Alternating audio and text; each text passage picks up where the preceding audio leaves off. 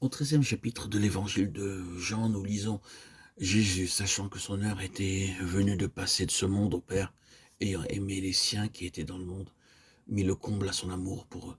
Le Seigneur n'a pas fait cela à cause des péchés de ses disciples, mais pour preuve de son amour envers eux. Pendant tout ce temps, le Seigneur les avait aimés et il leur avait donné des preuves évidentes de son amour. Mais avant de les quitter, il désirait leur dire par cet acte qu'il les aimait jusqu'à la fin, continuellement, sans cesse. Le lavage des pieds des disciples n'était pas une chose limitée dans le temps. Cet acte a un caractère permanent car il est l'expression d'un amour qui aime jusqu'au bout, continuellement, en permanence. Si les saints veulent achever leur course, ils devront connaître le rafraîchissement que procure le lavage continuel de leurs pieds. Et en retour, ils procureront ce même rafraîchissement à leurs compagnons de voyage. Pierre, en accord avec son caractère impulsif, a protesté lorsque le Seigneur a voulu lui laver les pieds.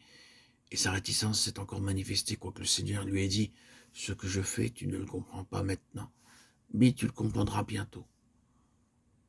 Pierre a de nouveau protesté. Le Seigneur lui a répondu avec autorité: si je ne te lave, tu n'as point de part avec moi. Sa réaction a été une fois encore caractéristique. Seigneur, non pas seulement les pieds, mais encore les mains et la tête. La remarque de Pierre révélait son incompréhension à l'égard de l'acte du Seigneur. Mais le Seigneur reprit aussitôt: celui qui est lavé n'a besoin que de laver ses pieds pour être entièrement pur. Et vous êtes purs, mais non pas tous, car il connaissait celui qui le livrerait. Il est parfaitement clair que le lavage des pieds n'a aucun lien avec la question du péché. Pierre était pur selon la déclaration du Seigneur, et parce qu'il était pur, il n'était pas nécessaire d'avoir tout son corps lavé. Cependant, il déclare de manière tout aussi claire qu'il était nécessaire que les pieds de Pierre soient lavés. Ce n'était pas un luxe, c'était une nécessité. Cela est tellement nécessaire qu'en cas d'un refus de la part de Pierre, cela aurait fait obstacle à la communion. Quelle grande perte cela aurait représenté. Cela pourra nous aider à nous rappeler que lorsque cet incident eut lieu, les Juifs portaient des sandales. Celles-ci les protégeaient bien plus de la poussière du chemin. Il était donc dans les coutumes de se laver les pieds après un voyage. Mais ce qui est souligné ici, c'est ce qui est positif au lieu du négatif. Le renouvellement au lieu de l'enlèvement des souillures.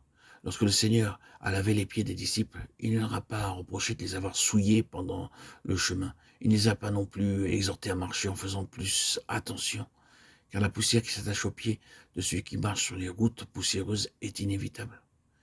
C'est pourquoi une réprimande n'était d'aucune utilité. Ce qu'il fallait, c'était un peu d'eau répandue sur les pieds, fatigués et salis. Dans son amour, le Seigneur a accompli ce service à l'égard des disciples.